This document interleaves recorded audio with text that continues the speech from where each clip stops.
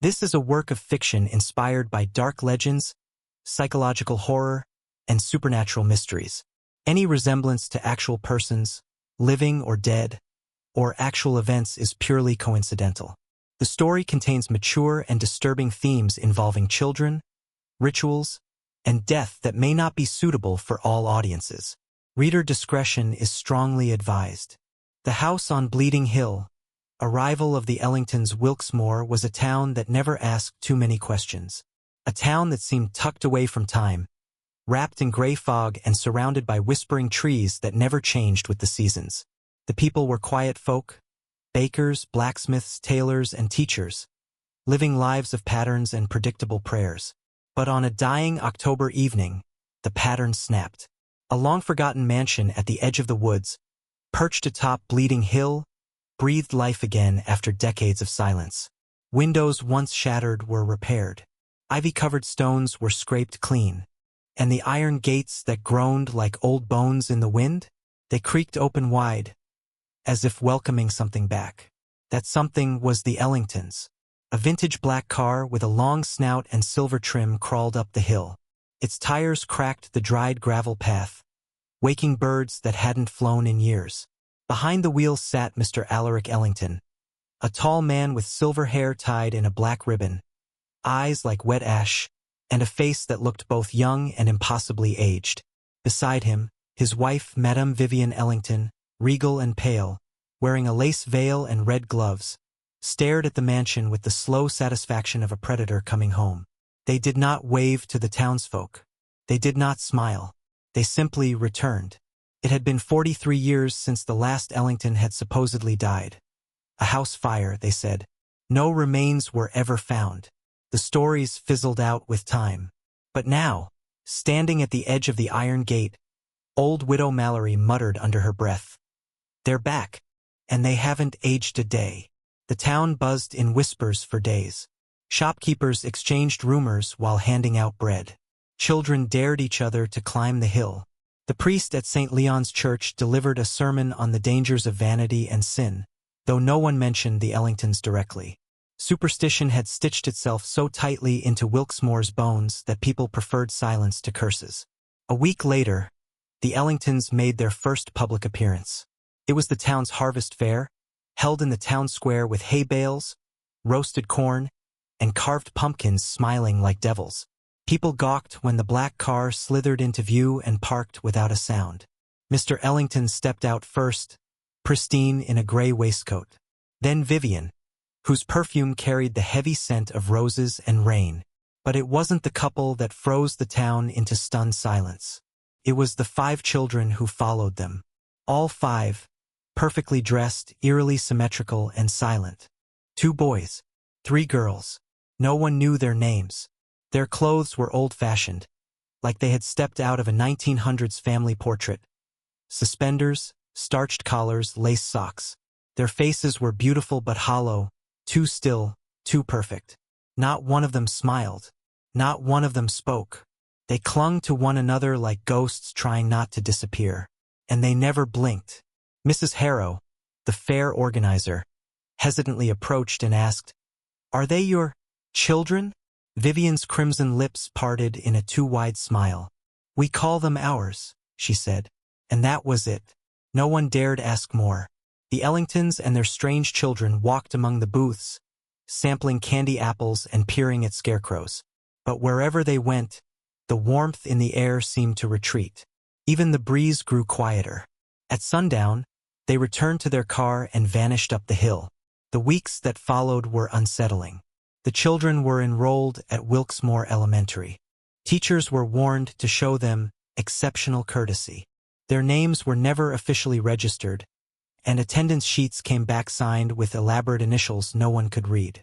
But every morning, like clockwork, the 5 children arrived, standing stiffly at the gates in their spotless clothes, staring at nothing, always together. One teacher, Miss Eliza Ward, noticed something odd. She wrote in her journal, "They never run, they never laugh, and when I look into their eyes, I don't see childhood, I see memory. Old memory, as if they've seen more winters than I have. During recess they never played. They stood near the fence in a perfect line, holding hands, watching the sky. When other kids approached, the smallest girl would gently hum a tune that no one recognized, and those kids would suddenly feel cold and walk away. Principal Carter called a meeting, but the staff all said the same thing. The children were not doing anything wrong. But something was wrong about them. It was Mrs. Lowell, the town librarian, who finally connected the dots. She spent her evenings reading microfilm archives of old town records, a hobby fueled by loneliness and a fondness for faded ink. One night, out of curiosity, she searched for Ellington in records prior to the fire. She found a photograph dated 1895. It showed the Ellington couple standing beside 5 children on the steps of the very same mansion. The children's clothes were different, but the faces, they were identical to the ones walking around town today. Mrs. Lowell gasped and dropped the film reel. She reloaded it, enlarged it. There they were, the smallest girl with the same velvet ribbon, the tallest boy with that same scar on his brow. Not a single feature out of place. Impossible. She took the reel to the mayor the next day, trembling. But by morning, the photo had vanished from the archive box. And Mrs. Lowell? She left town without saying goodbye. Meanwhile, the mansion on Bleeding Hill glowed with warm yellow lights at night. Sometimes, townsfolk claimed they saw strange shadows dancing in the windows. Figures that moved oddly, not like humans. Sounds, too, humming, the scraping of something metal, and whispers. But no one dared go up. Not even the children who once played Dare to the Gates. Wilkes Moor had returned to silence. And the Ellingtons remained, frozen in time, with children who never grew older. It was late November when the frost began to curl around the windows of Wilkes Moor.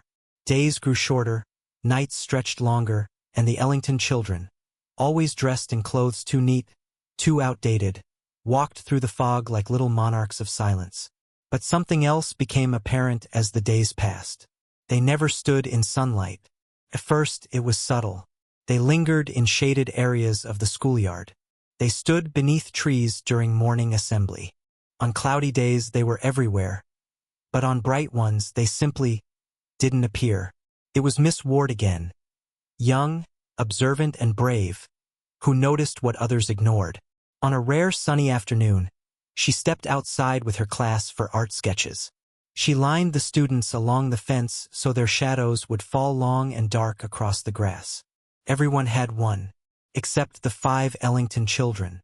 They stood there, hands clasped together as always, but beneath their polished shoes was nothing. No stretch of shade, no silhouette on the ground, just a strange absence, as if the sun rejected their existence. She blinked, rubbed her eyes. Still nothing. She didn't scream.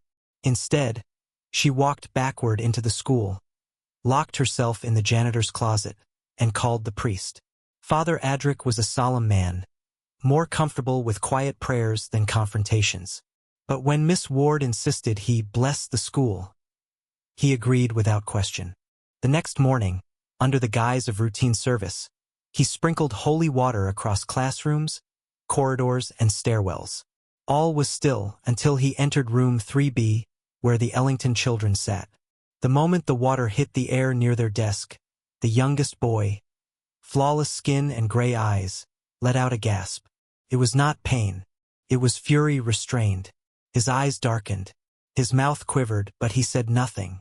None of them did. Father Adric's hand trembled as he muttered Latin phrases. When he sprinkled a droplet on the girl with the velvet ribbon, her skin shimmered, like oil over water, just for a second. And then it vanished. Afterward, he claimed it was a trick of the light. But that night, he packed his things and left for a monastery in the south. He never returned to Wilkes Moor. The town's silence deepened. Parents pulled their children out of the school one by one, using excuses like illness or family emergencies. A week later, only a handful of children remained, and 5 of them never missed a day. The Ellington children continued attending, never speaking unless spoken to, always calm, always present. It was as if they did not notice the growing fear surrounding them. Or worse, they noticed and they didn't care. Even the trees near the mansion began to lose their green long before winter truly set in. Locals started calling it the silent decay. Flowers near the estate died out of season. Birds avoided the hill. One night, Mr. Harold Briggs, the mailman, made a routine delivery to the Ellington gate. He never saw anyone there, but a mailbox stood near the gate. Always polished, always empty. Out of curiosity, he lingered too long. That was the last time anyone saw Harold Briggs. His mailbag was found 3 days later at the base of Bleeding Hill, torn and soaked. His cap lay beside it, perfectly folded. The police searched the grounds. Mr. Ellington invited them in with a cold smile and impeccable manners. The children sat inside at the dinner table, each with a plate of untouched roast beef and white potatoes. "Why don't the children eat?" asked one officer. Vivian Ellington replied sweetly, "They only eat when they're hungry, and they haven't been yet." There was a time, years ago, when the mansion had stood as a decaying ruin. Photographers once called it a haunted portrait of history. But now it was immaculate. The stone walls gleamed. The curtains were velvet. The chandeliers danced with candlelight. Yet the house smelled wrong. It wasn't rot. It was something sweeter, more deceptive, like dried flowers covering something spoiled. A scent that lingered long after people left, clinging to their coats and hair like forgotten perfume from a funeral. Officer Darnell, a young man with a keen memory, made a quiet observation. As he stepped through the parlor, he noticed the portraits on the wall. Family paintings, old and oil-rendered. The same 5 children, repeated over generations. Paintings dated 1924, 1967, 1989, all showed the same faces. The same boy with the scar. The same girl with the ribbon. The same vacant eyes. He asked Vivian, "Are these your children?" She smiled politely. "They're part of us. Always have been." He wanted to ask more, but his radio suddenly crackled to life, white noise shrieking through the silence, and the temperature dropped in the room so suddenly that his breath came out in mist. He left without pressing further. Back at the school, Miss Ward grew desperate. She began documenting everything, their behaviors, their movements, their attendance logs, their drawings. One afternoon, she asked them to sketch your favorite memory. Each child drew the same thing: a circle of stones, a star, a tree with no leaves and bones in its roots, a woman made of ash and smoke, holding out her arms. They labeled it, "The Lady Who Waits Below." When Miss Ward questioned them, only the girl with the velvet ribbon responded. "She's our mother now. She gave us names. Real ones. Do you want a new name too, Miss?" That night, Miss Ward threw the sketches into her fireplace and locked her bedroom door. Rumors continued. Mr. Carrington, the old gravedigger, claimed he saw the children walking through the cemetery past midnight. They were humming a lullaby and tracing names with their fingers across headstones that had long eroded. "Like they were remembering who they used to be," he said, pale and shaking. The song? He hummed it once. Then he forgot it completely the next morning. But he never stepped outside after dark again. By early December, all but one teacher had resigned. All but one family had moved out from near Bleeding Hill. All but one voice remained brave enough to speak. And that voice came from a boy named Jacob Miles. He was 11, smart, curious, and he had watched his best friend Elijah go missing after sneaking onto the Ellington property one Halloween night. Jacob didn't care for shadows. He wanted truth, answers. He made a plan.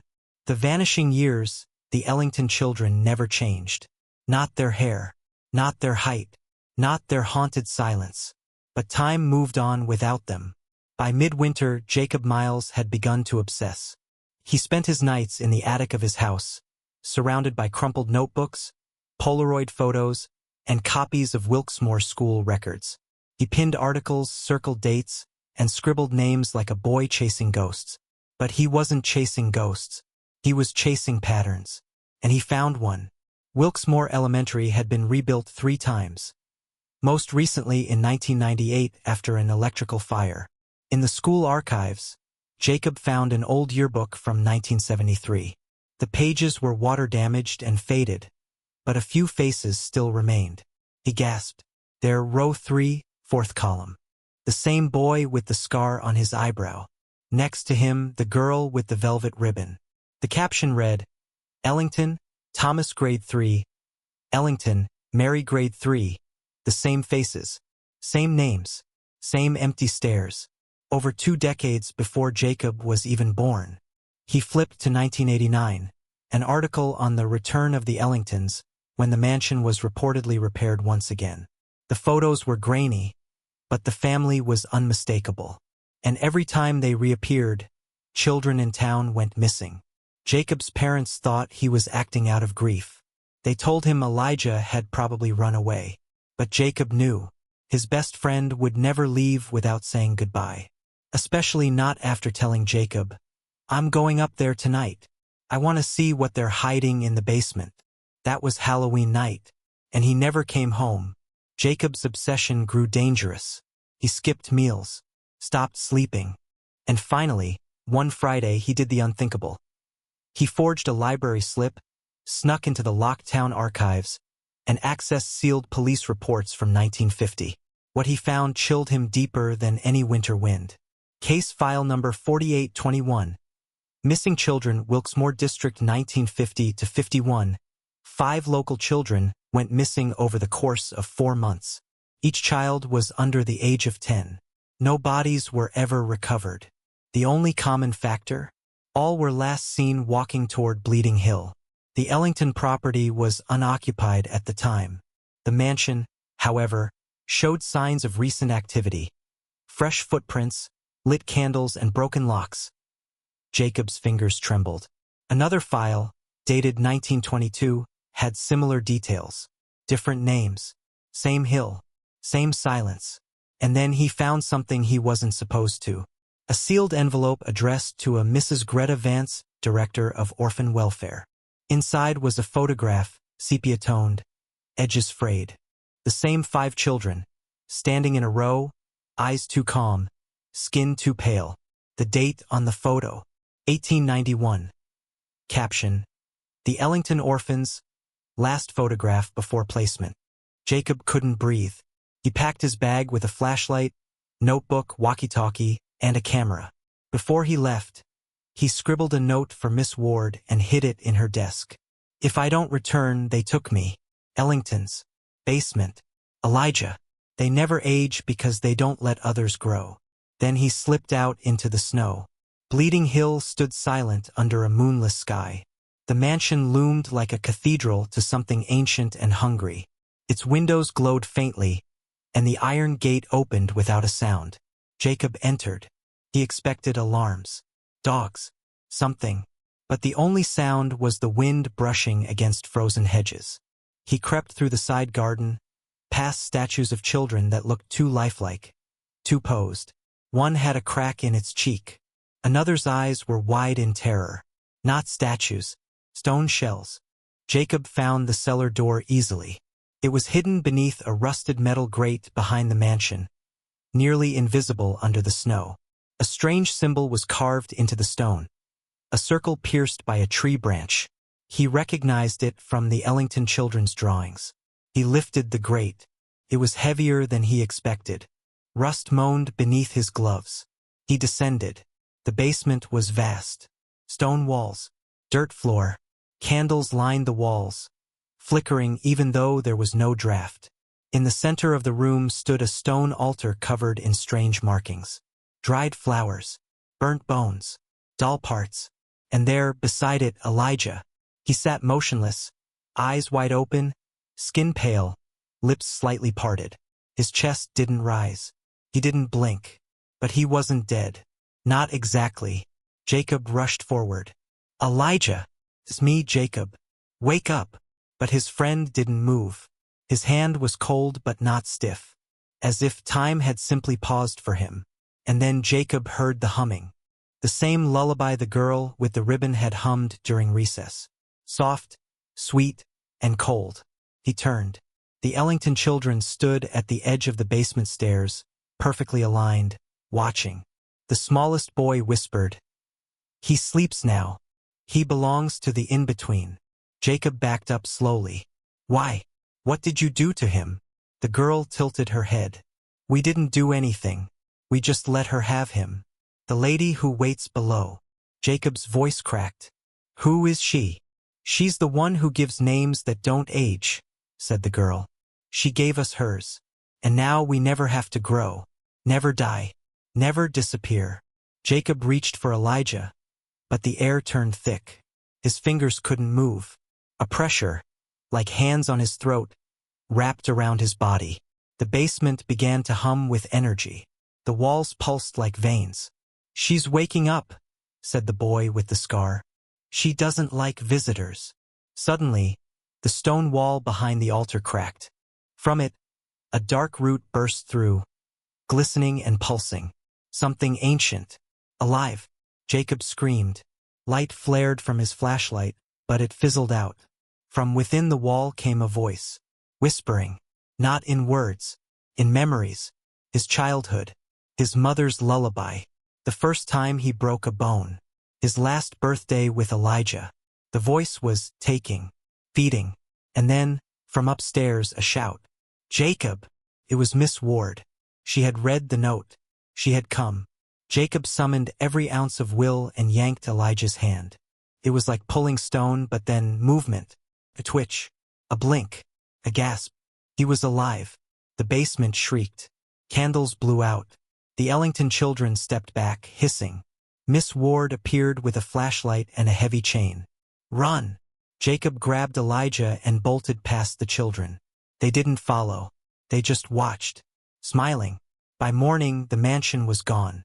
Or rather, it had never been. Where Bleeding Hill once stood proud and tall, only a collapsed ruin remained. As if time had rewritten itself overnight.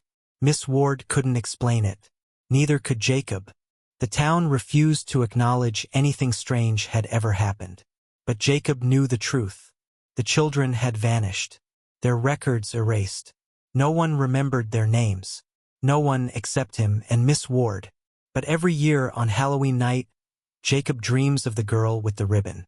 And in his dream, she says, "You still remember. That means she still wants you." The forbidden basement weeks passed. But Jacob never spoke of what he saw beneath the mansion. Not to his parents.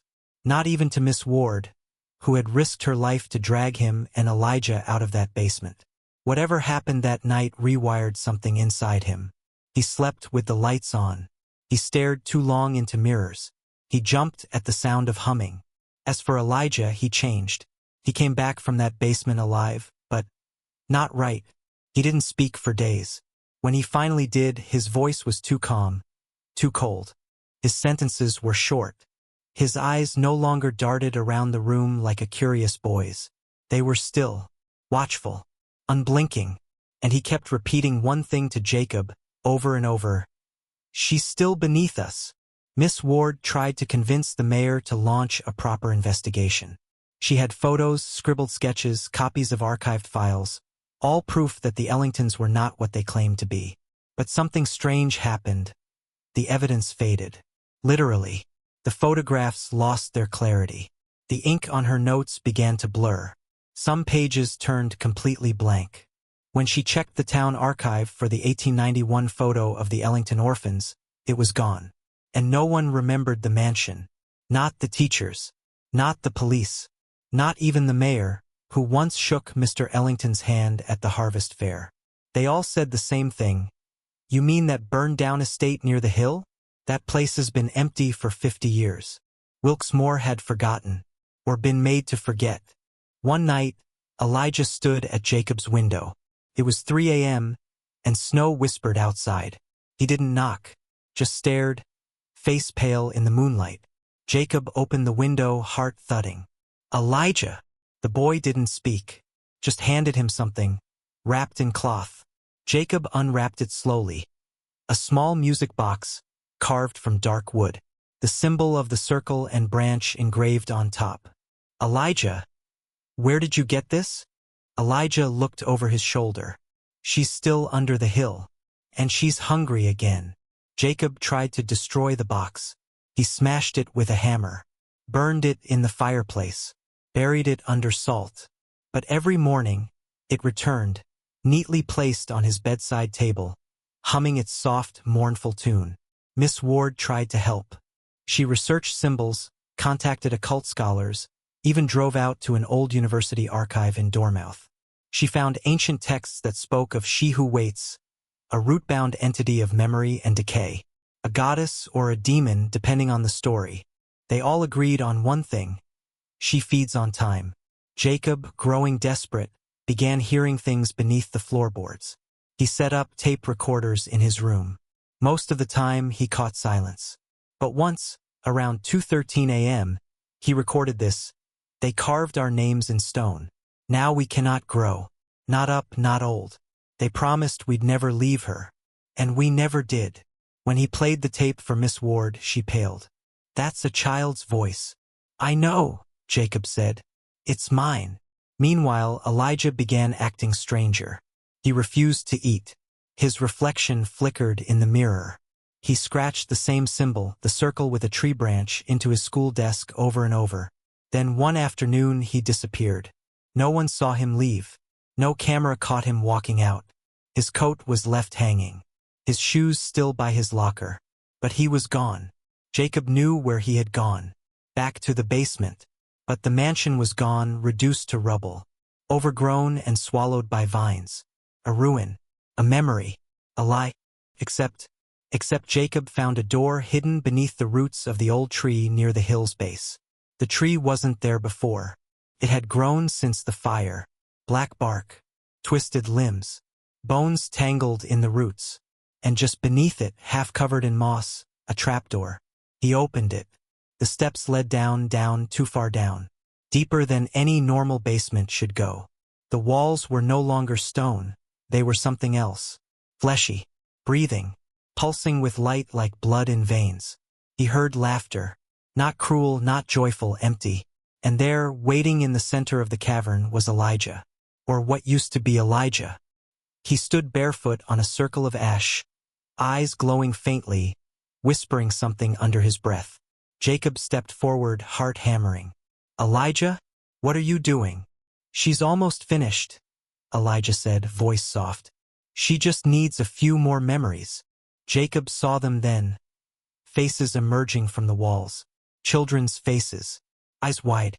Mouths moving silently. Some weeping. Some still. And one of them was Jacob's. His own face, staring back at him from the wall, expression frozen in fear. "She's taken a piece of you," Elijah said. "You were there long enough." Jacob stepped back. "I'm not staying here. Neither are you." But Elijah smiled. "I've been here too long. I'm part of her now. I'm not afraid anymore." Jacob raised the music box, trembled in his hand. "She lives in this, doesn't she?" Elijah nodded slowly. "If I destroy it," Jacob said, "will she let go?" "No," Elijah said, "but she'll scream, loud enough for others to hear her, loud enough to break the forgetting." Jacob hesitated. "You sure? I'm already gone." Jacob slammed the box against the cavern wall. The scream that followed wasn't human. Above ground, every window in Wilkes-Moor shattered at once. The earth trembled. Trees bent backward. And at the base of the hill, the great black tree withered to dust. Its roots pulled inward, and the trapdoor collapsed in on itself with a final thud. Silence. Miss Ward found Jacob near dawn. He was unconscious, bleeding from the nose, fingers scorched, whispering a lullaby in his sleep. He awoke 3 days later. Elijah was never found. But the townspeople began to remember things. Bits and pieces. Names that had vanished from memory. Teachers returned to blank pages they now saw filled with names they had once forgotten. And every child in Wilkes-Moor who had been sick for no reason suddenly recovered. As if something had stopped feeding. But the Ellingtons? Still gone. Or hiding. Or waiting to be remembered again. Jacob moved away years later. But every Halloween, he leaves a single lit candle at the base of Bleeding Hill.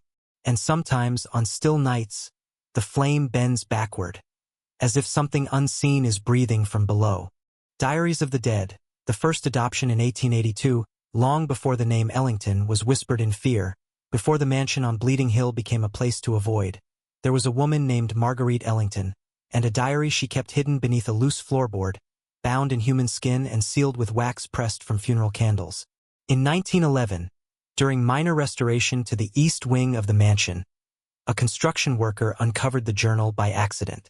He handed it over to a local historian, thinking it might be worth a few coins. Within a week, the historian, Dr. Eugene Hartfield, went mad. He burned every book in his collection, poured boiling water over his ears. Then, one stormy morning, he walked calmly into the Wilkes-Moor River with a crucifix tied to his throat. His last words, recorded by his maid, were, "They never aged, because she never let them die. She took them and left their bodies behind, hollow vessels, filled with her breath. I saw them smile in the dark." The diary was stolen from the coroner's archive that night. It resurfaced a century later, in Miss Ward's mailbox. The leather binding cracked when she opened it. Inside, the ink had bled into the page like veins. Still, the words were clear, too clear, as if written for her eyes alone. Marguerite Ellington, Personal Ledger, March 3, 1882. We found the child in the graveyard. Her lips were blue, her hair soaked in rain. But her eyes were wide and pleading. She said her name was Eleanor, but her mouth didn't move when she spoke it. Alaric said it was a blessing. I disagreed. I told him no child walks out of the ground alive. He disagreed. We brought her home anyway. Miss Ward read on, each word colder than the last. Eleanor does not sleep. She hums when the moon is high. She speaks in dreams I cannot recall. I watched her touch the fireplace and it roared to life without a spark. Alaric began building the circle. I begged him to stop, but he said she promised us eternity. We just had to let her inside. The ritual was on the third solstice of the new moon. We brought 5 orphans from the poorhouse. I kissed each of them on the forehead. I remember one, Oliver. He cried the whole time. She entered through the roots beneath the house. A branch pierced each child's spine. They did not scream. They opened their eyes. And she was in them. Miss Ward felt sick. She tried to close the diary, but her fingers wouldn't obey. The lady who waits below. She has no mouth but speaks. She has no eyes but sees. She is all memory. She is the reason we remain. She gave us a new form, a slower form. The years pass, but they pass around us. But the price, oh God, the price. The children remember, every one of them. Even now, they still speak her name in the night. The diary went on for 200 pages. Dates, drawings, instructions for binding souls to flesh, symbols that burned after being traced. Miss Ward tore out one page in particular, a page with 5 names. Oliver, Lydia, Samuel, June, Clara. She recognized them. These were the names from the forgotten class records in Wilkes-Moor Elementary. From 1891, from 1973, from 2005. The names didn't change, only the clothes did. One entry, dated 1899, stood out. The townspeople grow suspicious. They whisper that our children do not change, that our portraits do not fade. We smile at them, for we know it is jealousy. Still, Alaric insists we retreat. Let the world forget. He says, we are not monsters, only survivors. I no longer believe him. The youngest, Clara, weeps often. She does not wish to be eternal. She misses her mother. Her hair has turned white, though her face is still a child's. She told me last night, she's not asleep anymore. She wants out. I dreamt of the basement full of teeth. I dreamt of a tree that bled. Miss Ward copied every page she could. She scanned the illustrations, sealed the book in a fireproof box, and sent a copy to a university in Germany for verification. It never arrived. When she tried calling the university, the line rang endlessly. Later that night, her kitchen filled with the scent of rosewater and rot. The pipes creaked. The music box, which she had never owned, began to play in the other room. She didn't go in. Meanwhile, Jacob had been reading his own copy. The one Elijah had written in invisible ink on the back of his old sketchbook. With heat, the words appeared. They came before the Ellingtons. They were not always called that. Sometimes it was the Wents, the Hardings, the Faulkners. Every generation they return with different names. But always 5 children. Always a hill. Always her. Jacob now understood. The Ellingtons were not people. They were roles. Costumes worn by those kept alive through ritual. The children weren't adopted. They were absorbed. He scribbled in red ink, "This is not about immortality. This is about binding time in flesh, and feeding it to something older than death." He returned to Bleeding Hill one final time. Nothing remained but ash. Not a door. Not a tree. Not a whisper. But when he stepped into the center of where the basement once was, his camera lens fogged instantly. He raised it and saw 5 children in the viewfinder. Not in front of him, only in the lens. They stood in a circle, hands clasped, humming. Jacob whispered, "Do you want to be free?" The smallest girl, the one with the velvet ribbon, turned her head slightly. "You can't free a memory," she said. "Only forget it." He dropped the camera and ran. That night, Jacob dreamt of the diary. Its pages turned on their own, faster and faster, until they caught flame. And from the fire stepped Eleanor, the first child. She looked at him with eyes made of candlelight and said, "If you open the basement again, I will be born once more. And this time I won't be hungry. I'll be starving." Jacob awoke screaming. In his hand was a page from the diary. And the music box. It had returned. Still playing.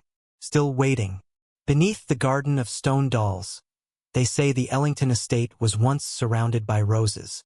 White, blood red, and golden yellow bushes woven into elaborate mazes, maintained by handmaids who never spoke and never left the grounds. But that was long before Jacob's time, before the petals withered and the soil began rejecting life. When the mansion vanished in flame and memory, the land lay empty. But something remained, just beneath the surface. And in late March it rose again. A young girl named Ivy Geller, age 9, wandered too close to the base of Bleeding Hill one spring morning. She had been chasing her runaway cat, Marmalade, when her foot struck something hard beneath the dirt. Not a root, not a rock, a hand, stone, smooth, cold, small enough to be a child's. She dug with both hands, calling for her cat. But what emerged wasn't her pet. It was a doll. A porcelain doll with cracked cheeks and hollow eyes. Its dress was faded pink, its mouth sewn shut with silver thread. As Ivy held the doll, she felt the ground beneath her tremble. Just once. Then, stillness. She turned and ran, the doll still clutched in her arms. Later that day, the police came. Jacob came too, now 17 and no longer afraid to face what had once nearly consumed him. He stood beside Miss Ward as officers dug into the earth. They uncovered the first stone statue within 10 minutes. Then another, and another. They weren't dolls. Not really. They were children, dozens of them, all petrified, some with arms outstretched, some kneeling, some mid-scream, all carved from stone with such detail it felt impossible. But none of them had been carved. Not by human hands. They had become stone. Miss Ward catalogued 32 figures, all under the age of 10, all matching names from the town's missing children records spanning over 140 years. And at the center of the field, beneath layers of vines and thorns, stood a statue of a woman. Elegant, hair flowing like water, eyes closed, hands open, as if offering an embrace. Her body was carved with veins, roots, symbols etched in forgotten tongues. And at her feet 5 small figures, the Ellington children. Jacob touched the base of the central statue, felt warm. A sudden flash of pain shot through his palm. He gasped and stepped back. A drop of blood stained the stone. The woman's lips curled, ever so slightly. That night Jacob dreamed again. He stood in the garden. But it wasn't stone. It was alive. The statues were children laughing, running, holding hands. The woman stood in the sun, smiling, radiant. Her voice was soft, full of promises. They will never grow old. They will never know pain. They will never die. I keep them safe from time. Jacob awoke screaming. His palms were blistered. The town tried to remove the statues. Bulldozers failed. The machines wouldn't start. Chains broke. Shovels rusted within hours. Finally, the mayor ordered the area closed off. A steel fence was built, warning signs posted, cameras installed. But the footage always turned black between midnight and 3 a.m. Every morning, the statues seemed slightly different. Faces tilted, fingers curled, eyes that weren't open before, now were. And the doll Ivy had taken? It vanished from her bedroom one night. She never spoke again. Miss Ward dug through older records, church logs, funeral directories, graveyard ledgers, and found something chilling. A register from 1883 titled, "Names Returned to the Garden." It listed 27 children. Next to each, a symbol matching the one burned into the diary's final page. She showed the list to Jacob. "I think this was the original pact," she whispered. "The ritual wasn't just about life. It was about containment." He nodded slowly. "The garden isn't a graveyard. It's a lock." That week, strange things returned to Wilkesmore. Dogs refused to walk near the fence. Children reported voices calling their names through their bedroom windows. A thick mist covered the field every dusk. And then the stone woman changed. One morning, her hands were no longer open. They were reaching forward, toward the town. Jacob made a decision. If the garden was a prison, then the statues weren't just victims, they were seals. Each child, a lock. Each name, a ward. And the Ellington children? Keys. He had to find the names of the original 5. He turned to the diary again, scanning each ritual, each passage until he found it. 5 children, 5 bonds, 5 names carved beneath the tree. Oliver, Lydia, Samuel, June, Clara. Bind them in stone. Let them remember only her. Let them never open the gate. Jacob whispered the names aloud, one by one. The lights in the room flickered. The music box began to play again. The next morning, he went to the garden alone. He walked past the fence, through the mist, and knelt before the statue of the woman. Her face was more detailed than ever before, her eyes slightly parted. He placed 5 small stones at her feet. On each, he carved one of the names: Oliver, Lydia, Samuel, June, Clara. Then he lit a candle, just one, and he whispered, "You can keep what you've taken, but you won't take more." The ground shook. The wind screamed. The trees bent backward. The mist turned red. But Jacob stood firm. And when the quake stopped, so did the music box. Miss Ward found him hours later. He was alive, pale, shaken, but smiling. "The names," he said. "They're not forgotten anymore. She's locked again. For now." The next day, every statue in the garden was gone. In their place, only rose bushes. White, blood red, golden yellow. As if nothing had ever happened. But Jacob knew. They weren't gone. Only asleep. Waiting for someone to forget again. The pact and the price, it began, as all monstrous things do, with a promise. Before the Ellington name spread like a shadow across Wilkesmore, before the mansion even crowned Bleeding Hill, there was a man named Alaric Thorne. He was not noble by birth, nor wealthy by fortune. He was a scholar, a dreamer obsessed with the boundaries between life and death, time and decay. And he was desperate. His wife, Marguerite, had lost 3 children in childbirth. Each death peeled away part of her soul. She no longer sang. She no longer smiled. Alaric, mad with grief, sought a way to cheat death. Not for himself, but to keep her heart beating. He turned to ancient texts, forbidden grimoires, pagan rites long buried by churches and kings. And in the margins of a crumbling tome titled The Route Beyond Time, he found a name: She Who Waits Below, a memory made flesh, a goddess of preservation. But her gifts came at a price. The ritual was never meant for children.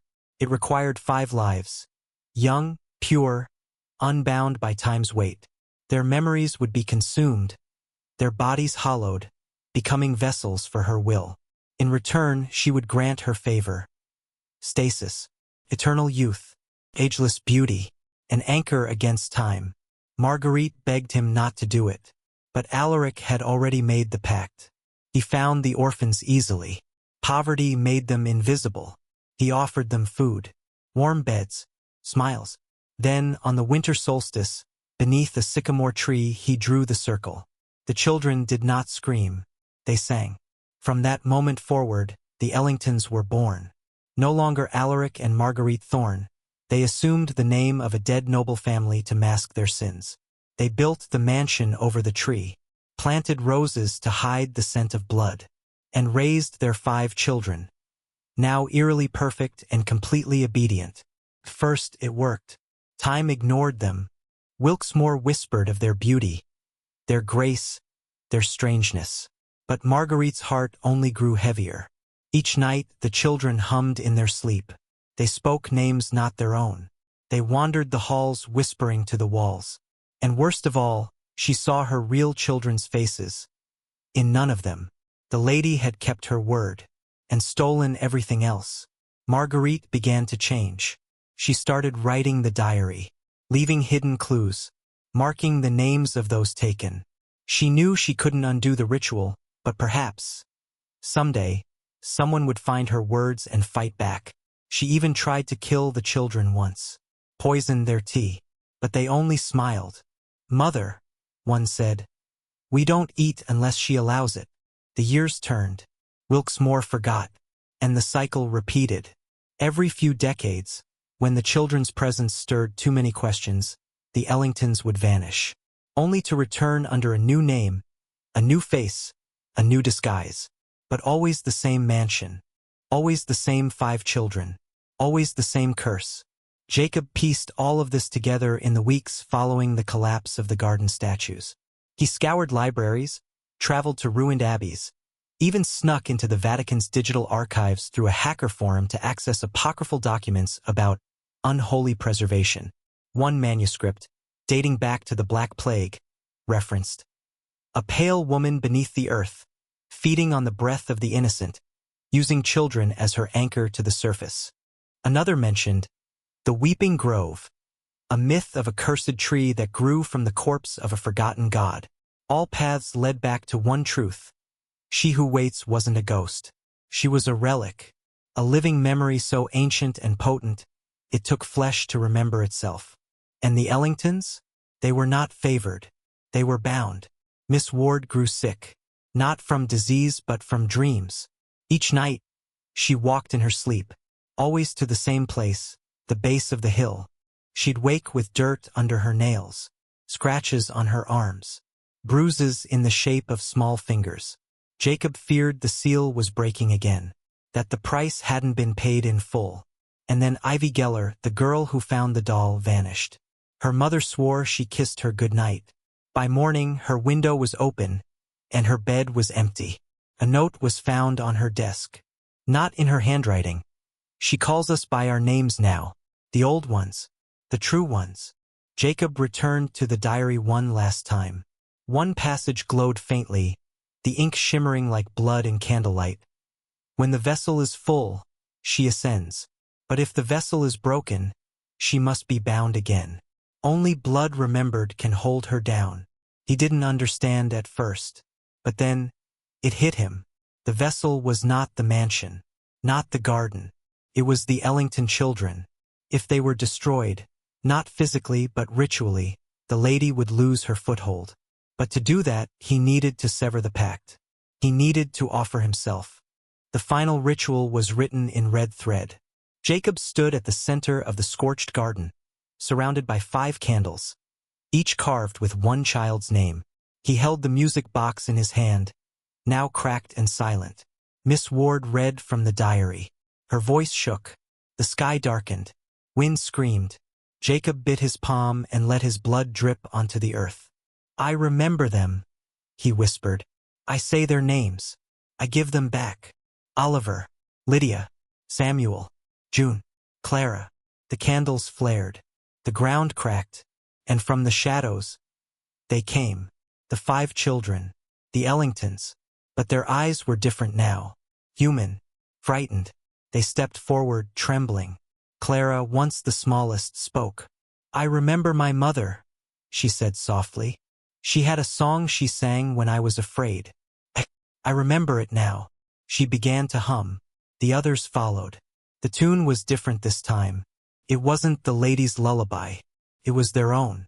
And the music box, silent for weeks, shattered in Jacob's hands. The wind stopped. The sky cleared. The 5 children stood in the dawn light, and they cast shadows. They turned to Jacob, each one touching his arm, his face, his heart. "Thank you," Clara whispered. Then one by one they faded, not in agony, but in peace. Not taken, but released. Miss Ward wept. Jacob collapsed. And beneath the soil, something ancient howled, then fell silent. The curse awakens again. For the first time in nearly 2 centuries, Wilkes-Moor knew peace. No disappearances. No whispers in the night. The black tree that once twisted its roots beneath the hill was gone. And with it, the heavy fog that had wrapped itself around the town like a dying breath. Jacob knew the ritual had worked. He had remembered the forgotten. He had spoken their names. And in doing so, he had broken the chain. Or so he thought. A month passed. Miss Ward retired quietly, moving to the countryside with a man who believed in ghosts but never asked too many questions. She kept the diary in a locked trunk and never opened it again. Jacob, now 18, left Wilkes-Moor for university. He chose folklore studies. He called it a joke until it wasn't. He never told his professors about Bleeding Hill, but he carried the memory with him like a scar that no mirror could show. And then, one autumn morning, in a town far away, started again. A local paper, the Windshire Gazette, published a feature story titled, "The Greenways Adopt 5 Children from Overseas, Community in Awe of Their Charm and Grace." Jacob saw the article while scrolling absent-mindedly during class. First, it was nothing. Then he looked closer. The photo showed a young couple, perfect smiles, expensive clothes, standing in front of a Victorian-style house. And between them stood 5 children, 2 boys, 3 girls, all with hollow expressions, all too still, all the same. The tallest boy had a faint scar over his right eyebrow. The smallest girl wore a velvet ribbon. Jacob dropped his phone. He contacted Miss Ward immediately. "I think it started again," he said. She didn't ask for proof. She didn't ask how. She just whispered, "Where?" Windshire was 170 miles away. The house wasn't on a hill, but it was old, recently purchased by the Greenways. Locals called it a restoration miracle. Jacob arrived just before dusk and parked across the street. From behind a cracked windshield, he watched the lights flicker on inside. The children moved from room to room, always together, always in formation. They never touched the furniture, never spoke, never smiled. And then, as if sensing him, they turned in unison to the window and stared. Jacob met with a local librarian posing as a curious history student. "Anything strange about that house across the square?" he asked. She blinked. "You mean the old Faulkner place?" His heart stopped. Faulkner. Yes, why? He'd heard that name before. In the diary. Previous alias. Previous cycle. The Ellingtons had returned. New name. New town. Same curse. He searched public records, school registries, adoption agencies. The children weren't listed anywhere. No medical files. No photos older than a few weeks. The Greenways claimed the kids were rescued from a war-torn country. No one questioned further. But Jacob had learned one truth. The lady who waits below doesn't stay buried. She moves. When forgotten, she returns. When remembered, she waits. He snuck into the Greenway basement on the 3rd night. No cameras. No locks. Almost like they wanted someone to enter. The basement smelled of wet leaves and burnt wax. Strange symbols carved into the wood beams. A chalk circle in the center of the stone floor. And at the very back of the room, behind a curtain, a root. Thick, black, beating like a heart. Attached to it, a doll. Pink dress. Silver-threaded mouth. Its eyes opened as he approached. It whispered in a voice that echoed through his bones. "You broke the seal, but not the hunger." Jacob ran. Not out of fear. Out of realization. This wasn't a haunting. It was a cycle. The lady was not tied to land. She was tied to memory. By remembering her, By speaking the names, by reopening the story, he had fed her again. He returned to Wilkesmore, hoping to find Miss Ward. But her home was empty. Inside, he found a single envelope on the table. It read, "Jacob, don't come looking. She found me. I saw Eleanor in the mirror. I heard Clara in the walls. They're not freed. They're just sleeping. You must stop remembering." Inside the envelope was the music box. Broken. Still humming. So Jacob did the only thing he could. He began writing.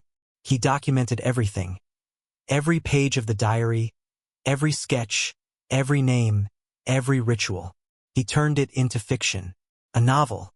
A horror story. He published it under a false name, wrapped in warnings, wrapped in lies. Because he believed that if enough people read it, if enough people remembered, maybe they could keep her contained. Not by silence, but by awareness. But it had consequences. A review came in 6 months after publication. A reader wrote, "Loved the book, but weird thing. My daughter started humming the lullaby from it in her sleep. I never sang it to her. She says she learned it from the girl with the ribbon, who plays in the basement." Jacob never responded. He moved again, burned his manuscripts, changed his name, but the story spread. You're reading it now, and in doing so, you've done what Jacob feared most. You've remembered her. You've given her form. And if tonight you hear humming, don't follow it. Because the lady who waits below is no longer waiting. She's walking. 5.